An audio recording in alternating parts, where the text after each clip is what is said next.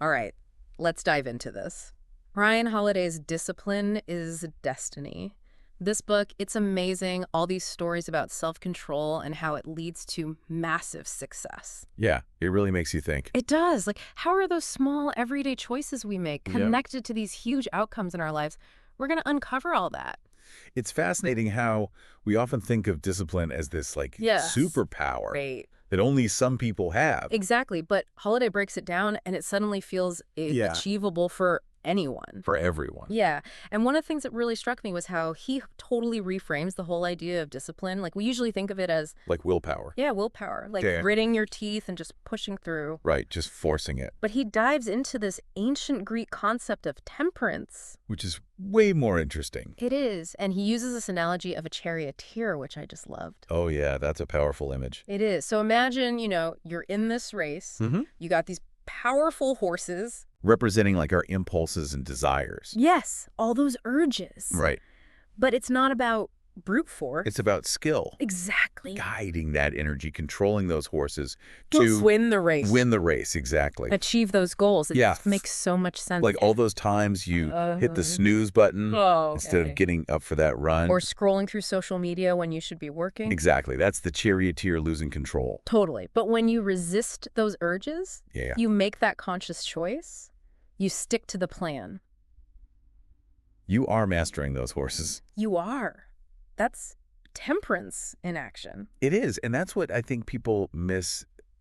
It's not about denying ourselves. It's about being intentional, making the choice that moves you towards what you really want. Exactly. And Holiday really emphasizes that the foundation for this kind of discipline Like that baseline. Yeah. starts with mastering the physical self. The body. Like he says, the body is a temple. And this is where he brings in some really awesome Oh, yeah. real-world examples. The best. So we've got Lou Gehrig, the legendary baseball player. Gehrig. Talk Yeah. about I consistency. don't believe it. 2,000 games straight. It's mind-boggling. Even when he wasn't feeling his best, he played. He showed up. Didn't just show up. He excelled. Exactly. It makes you What a think face. about all those days when you just don't want to, I know. do the thing. What if we... What if we all had that? Yeah, that level of Like dedication. some level of commitment, yeah. Then there's Babe Ruth.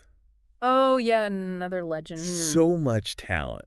Tons. But he struggled with excess. Yeah, his lifestyle, his approach to the game. And Holiday argues that's actually what held him back. Wow. You can have all the talent in the world, Yeah. but it's the consistency, that unwavering commitment that really makes a difference. It's like that superpower we were talking about. Exactly. And we can cultivate it. We can, absolutely. So it's not something you're born with. Not at all. That's encouraging, honestly. It's about building those habits, those routines, Even when we're not motivated. especially them. So consistency really is a superpower. It is. And speaking of routines, Yeah. Holiday talks a lot about the power of simple practices, Like what? like waking up early. Oh, tell me about it. He uses the example of Marcus Aurelius, the Roman emperor. Wow, okay. Even an emperor prioritized starting his day with intention. Makes you wonder what we could all do Right. if we were that disciplined. What could you accomplish if you controlled your schedule Oh, man. instead of letting it control you? That's a good one. I like that. Think of it this way. Your day is like a block of marble. Okay. You wake up early, you're the sculptor.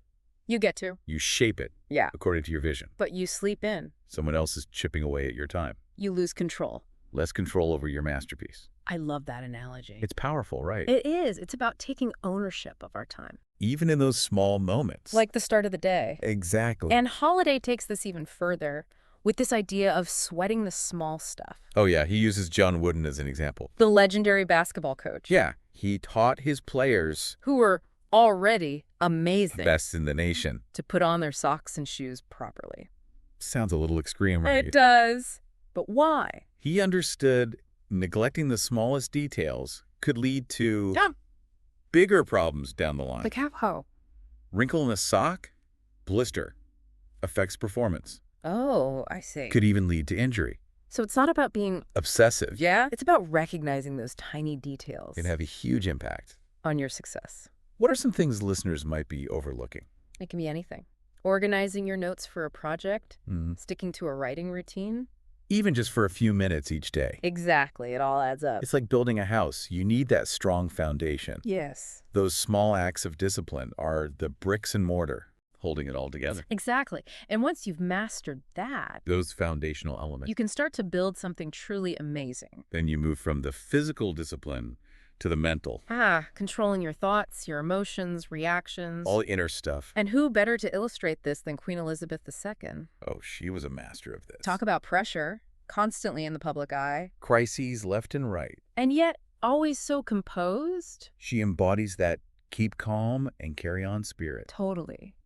Holiday shares some amazing anecdotes about her. Like how she handled that assassination attempt in 1981. It's unbelievable. So calm, didn't let fear paralyze her. It's like she had this inner strength, this... Mental discipline. Yes, that allowed her to stay focused. And make clear decisions under pressure. But it wasn't just about reacting to crises. It was a constant practice. How so? Her dedication to lifelong learning, reading dispatches, newspapers. Even in her 90s. It's incredible, right? It is, and it makes you think about how easily we get distracted these days. Oh, I know. Constantly bombarded with... Information, notifications, everything. Exactly. What if we approached our mental development with that same level of commitment? That would be amazing. Imagine the clarity, the focus. If we treated our minds like gardens. Cultivating them carefully, weeding out distractions. I love that. So it's not about being born with this Superhuman ability to stay calm. It's about building those mental muscles. Exactly, creating those habits. So we can control our reactions. Instead of letting them control us. Powerful stuff. Yeah. And this brings us to another crucial aspect of discipline. Which is? Saying no. Oh, the power of no. It's huge, isn't it? We're all bombarded with requests, opportunities. Distractions, yeah. Yes, all the time. It's overwhelming. It is. And Holiday uses the example of Booker T. Washington. Laser focused on his mission. To educate Black men and women. And to do that, he had to become a master at saying no. To all those other opportunities that could have pulled him away. Pulled him off course. And it makes you realize that every yes is a no to something else. Right. You're always choosing. We are. And if you're not careful, you can end up spread too thin. Saying yes to things that drain your energy. That prevent you from focusing on what truly matters. And he brings in another great example. Who? General James Mattis. Oh, yeah. Known for being pretty direct. To say the least. He was all about protecting his time and energy. No messing around. No time for distractions. I love that. So the question for all of us is... What are you saying yes to? That we should be saying no to. What are those distractions, those commitments, those energy vampires? That are holding us back. Keeping you from your goals. Yeah, that's the million-dollar question. It is. And it's not always easy to answer. No, it's not. But the first step is becoming aware. Aware of those things that are draining us. Exactly. Once you see them clearly, then you can start making those deliberate choices. About where you direct your focus. So important. And it's not just about those external distractions. There are internal ones too. Right. Managing those reactions. Especially when we're faced with provocation. Oh, that's a tough one. It is. And Holiday uses this powerful anecdote about Arthur Ashe Sernier. Oh, yeah. Living in the segregated South. Witnessing his Jewish employer being denied service. Because of his religion? Imagine that injustice. That's awful. And what's remarkable is the calm dignity Ashe's employer showed. He didn't let that bigotry dictate his response. He chose how he reacted. We always have a choice. Even in challenging situations. You could get sucked into arguments. Oh, yeah. Conflicts that don't even matter. Waste of energy. And Holiday brings in the Stoic idea. Which is? It takes two to create conflict. Meaning? You're complicit when you engage in anger. So how do we cultivate the discipline to choose our battles? Not let those little provocations derail us. Throw you off course. It's like that charioteer again. Are you going to let those horses run wild? Or are we going to guide them? Direct that energy towards what matters. Such a powerful image. It's not about suppressing all emotions. Yeah, it's about choosing how and when to express them. Responding with wisdom, not reacting impulsively. And this leads us to another important piece. Which is? Overcoming failure and perfectionism. Ooh, that's a big one. It is. Because setbacks are inevitable, right? Everyone makes mistakes. Everyone experiences defeat. It's part of life. And it's so easy to get caught up in that fear of failure. Oh, I know, it can be paralyzing. But Holiday reminds us that failure is not the opposite of success. It's part of the process. Part of the journey. Exactly. He uses the story of Floyd Patterson, the boxer. Oh, yeah, lost his title but then fought his way back. Talk about resilience. He could have let that defeat define him. But he didn't. He used it as fuel. Came back stronger, more determined. That's incredible. And this is where Holiday contrasts Patterson's resilience With? the dangers of perfectionism. Oh, interesting. He uses Martha Graham, the dancer and choreographer. She was incredibly disciplined. But it's sometimes tipped over into perfectionism, Really? almost hindering her creativity. It's a delicate balance then. It is. You want to strive for excellence, but also embrace imperfection. Let go of the need for everything to be flawless. So it's about finding that sweet spot. Between pushing yourself And accepting that you'll make mistakes, learning from them. not letting them derail you. Got And this is where Holiday starts talking about the magisterial. Ah, yes. The pinnacle. It sounds pretty impressive. It is. Think of it as the ultimate self-mastery. Like where everything comes together. A physical, mental, and spiritual discipline. So it's not just about one area of your life. It's about integrating those practices into everything. A holistic approach. Exactly. And he uses Marcus Aurelius and Antoninus Pius The Roman emperors. to illustrate this. Wow, these guys were running an empire. Unbelievable pressure, responsibility. And yet, they still prioritize self-mastery. It was paramount to them. And Antoninus Pius wasn't even supposed to be emperor. Thrown into power unexpectedly. But he rose to the occasion. Showed incredible discipline, virtue. He became an exceptional leader. It's inspiring. It is. It reminds you that even when life throws curveballs, Yeah. you have the power to choose how you respond. You can let challenges overwhelm you. Or you can meet them with discipline. Shape your own destiny. Powerful stuff. And I can't wait to dive into the next part. Me too.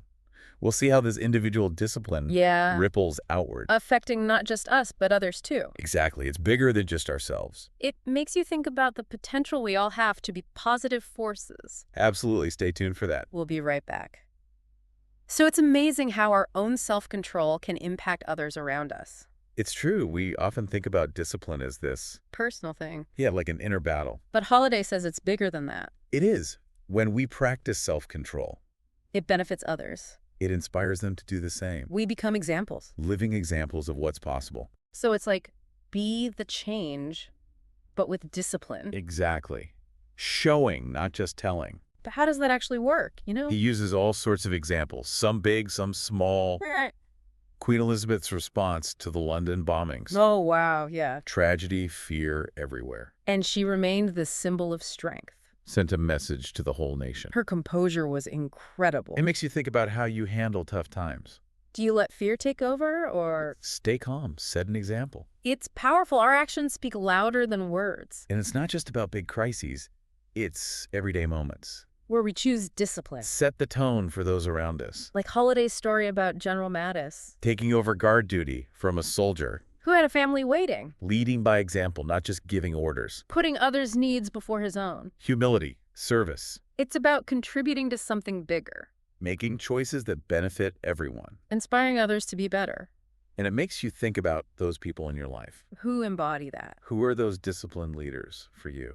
Quietly doing the right thing. Setting the standard. And Holiday talks about another interesting aspect. What's that? Tolerance. Ah, yes. Cato the Younger. Strict personal discipline, but also... Open and accepting of others. That's surprising. I wouldn't have expected that. It's about recognizing everyone's on their own journey. Not imposing our standards on everyone. Sometimes the most disciplined thing is to be patient. Understand it. Especially today, with all the pressure to conform. To judge others who are different. True discipline is about holding ourselves to high standards. But not expecting everyone to be the same. We can learn from those who are different. That diversity makes us stronger. And that tolerance extends to ourselves, too. Oh, interesting. Being kind to ourselves, we're all works in progress. We don't have to be perfect. To be worthy of respect and love. It's about that balance between striving and compassion. And this leads to another fascinating point. What's that? Discipline leads to freedom. Wait, really? How does that work? It seems like a paradox. Restrictions and limitations. But think about the charioteer again. Those horses pulling us in every direction. Discipline harnesses that energy, You gain control. You steer your life where you want to go You make deliberate choices. that align with your values and goals. He uses Seneca as an example, the Roman philosopher. Practicing discomfort to build resilience. Voluntary discomfort. Like depriving himself of luxuries. To show himself he wasn't a slave to them. That's pretty intense. And Holiday connects this to financial discipline too. Oh, how so? The dangers of letting money control you. Yeah, we can all relate to that. He uses Winston Churchill, struggled with money. Despite his success, No matter how successful you are, if you don't control your finances, you become enslaved. true freedom comes from managing money wisely.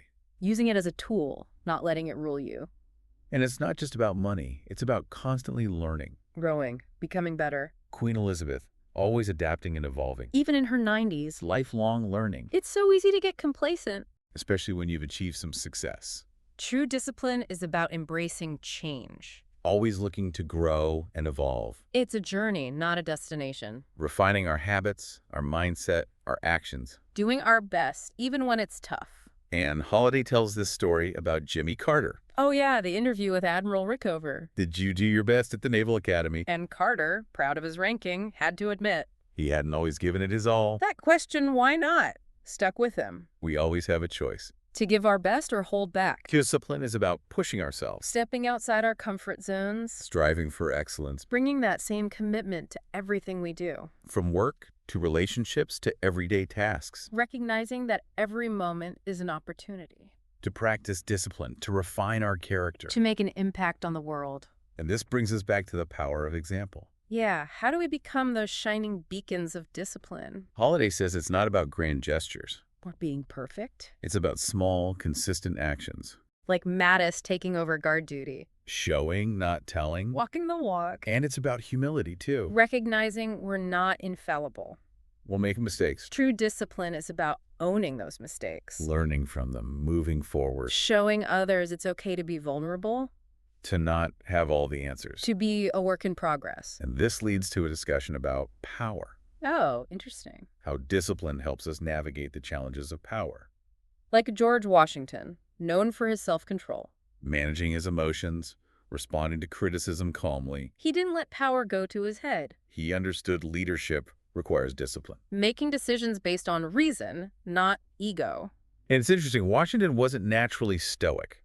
He had to cultivate that discipline. To step back from his emotions and respond wisely. It makes you think about the leaders in your own life.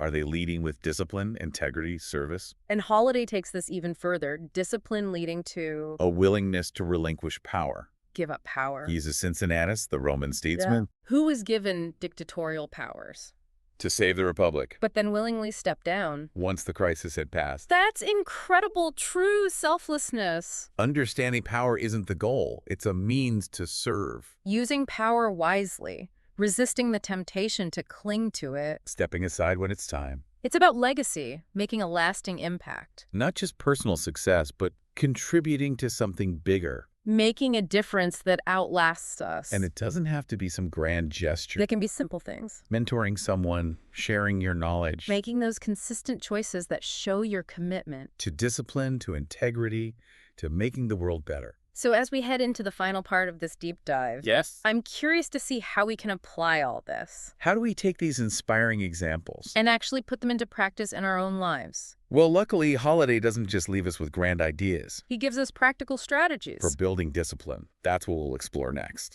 Okay, so we've talked about discipline as destiny, shaping our lives, impacting the world. But now, how do we actually build that unshakable discipline? Make it part of who we are. That's the key, right? It's one thing to hear these amazing stories, but another to actually do it. And Holiday gives us some really concrete tools. One is, this might sound a bit odd, negative visualization. Negative visualization, that sounds, I don't know, a little bit intense. Yeah, maybe even pessimistic. Are we talking about like dwelling on all the bad things that could happen? Not exactly. It's more about intentionally confronting those setbacks, those worst-case scenarios, like really feeling the emotional impact. It helps you build resilience. So you're prepared when things go wrong. Exactly. It's like a mental fire drill. You've already thought it through. You won't panic when the alarm goes off. I can see that. And Holiday says it also helps us appreciate what we have.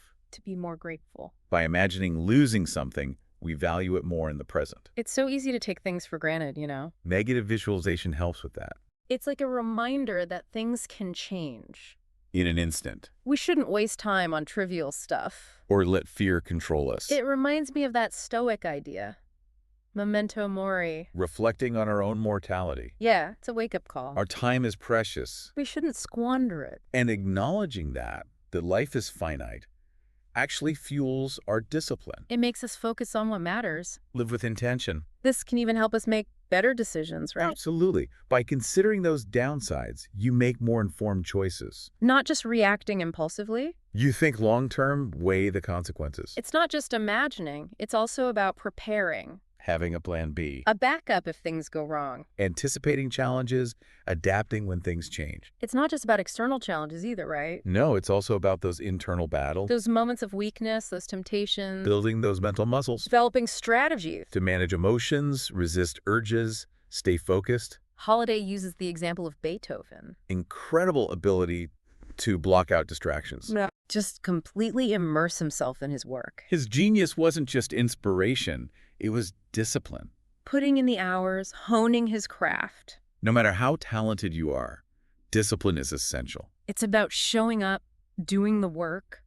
Even when it's hard. Consistent. And Holiday emphasizes it doesn't have to be a grind. He talks about Bruce Springsteen, right? Incredible work ethic, grueling tours. But he's clearly passionate about it. He calls it playing for a reason. Exactly, and maybe that's a key takeaway. If you're struggling to stay disciplined, maybe you're not engaged. Maybe you need to reevaluate your priorities. Find that work, that purpose that lights you up. So discipline becomes an expression of that love.